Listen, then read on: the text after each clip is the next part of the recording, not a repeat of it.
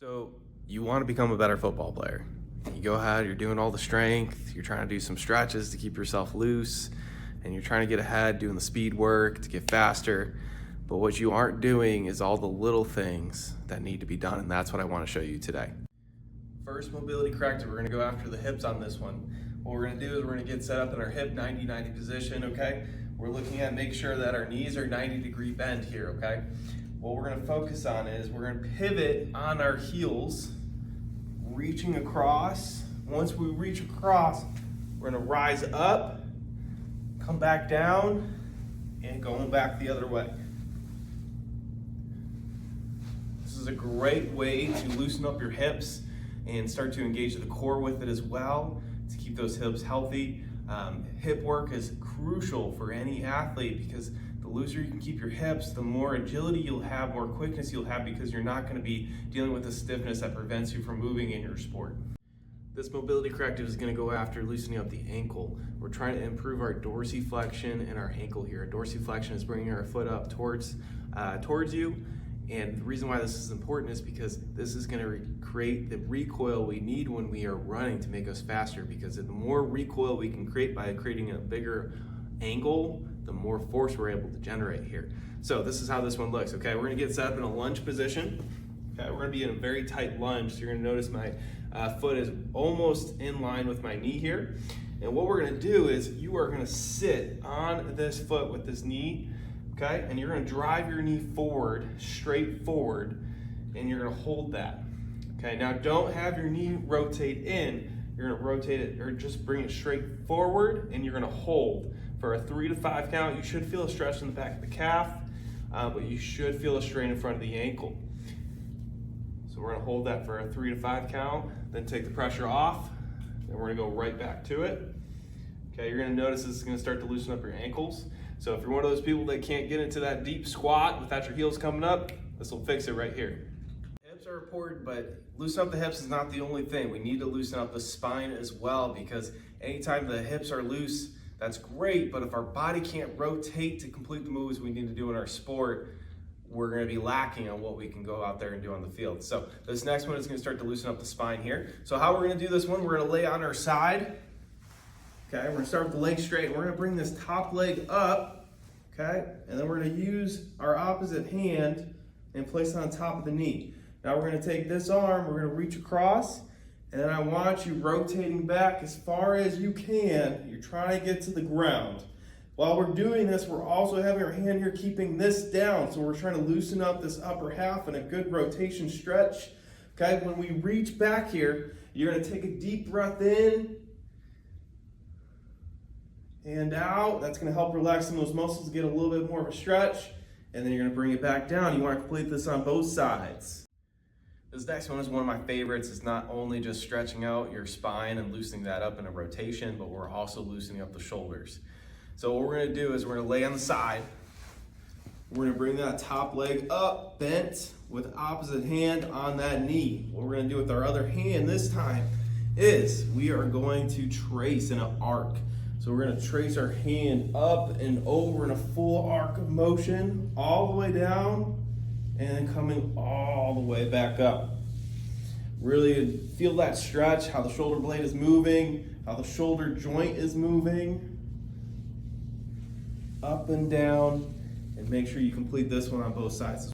This one is going to start to work on that spine as well as the shoulders and how far we can reach. This is really important for any overhead athletes, wide receivers, DBs, volleyball players, anything that has your arms reaching overhead. This is going to be a very fundamental mobility corrective exercise to implement. So what we're going to do is we're going to be sitting on the floor. Our back is against the wall, including our bottom.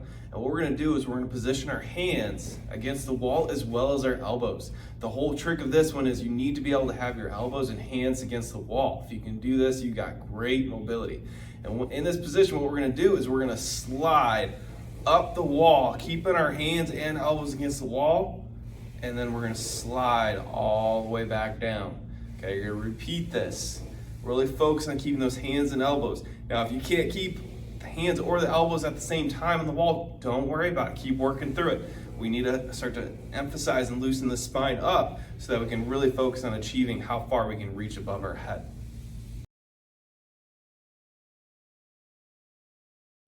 This is a challenging one. This one's gonna be a squat with a calf raise, okay? This is gonna be really important. If you haven't been focused on our mobility series and helping develop a full deep squat, go back and work on this and then start to implement this next exercise. But what I'm gonna have you do is we are gonna get into that deep squat position. In this deep squat position, we're gonna hold here, but we're gonna rise up on our toes into a calf raise and controlling that back down. Okay, this is really important. This comes from a lot of power. A lot of our sports, we're in a crouch stance, athletic stance. We need to be able to generate that power from our calves to go ahead and produce the movements we need to do. So this is a very foundational movement here that we need to make sure that we are at our best with. Rising up on the toes, coming back down. This exercise may look easy, but as soon as you start trying it, you're gonna notice the challenge with it. So what we're gonna do is we're gonna get into a side lunge, but we're gonna do a knee drive hold when we're coming out of it. Okay, this is gonna be work on the stability of the hip to make sure that when we're playing our sports, we're getting pushed around, we're able to control that and stay balanced and under control. So what we're gonna do is we're gonna step, okay, we're into that side lunge. From this position, we're gonna drive up, we're gonna hold for a count, and we're going right back to the other side, side lunge, drive up, hold for a count, going back down into the other way. You'll see how by doing this, you're gonna start to really focus on stabilizing on that one leg. So when those times you get bumped, you will have the ability to stay under control and stay balanced. All right, I know this one looks funny and I know it may seem silly, but this is a fundamental movement that needs to be done on a daily basis. Honestly, every day would be great. It's getting into a duck walk. How many times we're in our sport, we're in a crouch position, low man wins, right? So we need to be able to have the power in our legs to generate while we're in a downward position. So what we're gonna do is our duck walk. So we're gonna get into a deep squat again, okay? And our feet are gonna be a little wider than hip width, and we are going to walk like a duck. And then we can go backwards, okay? Offensive linemen, this is huge, okay? Some of the best offensive linemen, this is one of the best things that they work on to stay strong in this position. We can strengthen up our quads, our hammies, our glutes as strong as possible, but we also need to strengthen up our feet. It's one of the most missed areas. The more strength we have on our feet, the more we're able to bounce off our feet and to generate the forces, all the strength that we have on our legs. And so what I love about this one, this is our back low walk, okay? This is a challenging one, okay? And there's different steps of progressions and regressions with this, but we're gonna be in a crouch position, hands behind our back. What we're gonna do is you're gonna reach back. You can reach back as far as you can, but you're gonna stay on the front part of your foot as you're transferring into the other one, okay? That's the tricky part, is staying on that front foot, trying to generate that pressure and stability to push off. Now you can progress this by increasing your reach, reaching farther back, but you have to stay on that front part of that foot. You can also increase the speed if you start to get really good at it, increase that tempo. But in the short term, if you're just starting out with this, just focus on taking those small steps, trying to stay in the front of your feet and be able to generate that force and stability as you're doing that transfer from each foot. Too many times I come across high-level athletes where they are just so leg dominant, arm dominant, that they're just so strong that their core doesn't have to engage. But the issue with that is eventually leads to deterioration, whether it's dealing with a hernia or whether dealing with a muscle imbalance, something that leads to injury. So I know this one is probably not going to be anyone's favorite, but it is very pivotal to do if you want to make sure your upcoming season is the best. So what we're going to do is a side lying plank, okay? We have a couple different ways. We'll show you a full side plank. So I'm going to go up here, I'm going to lift up. While everything's stable, I'm not going to keep my hips level. I'm going to lift my top leg up and down while keeping everything level. Nothing's dropping. Go ahead and do this on both sides.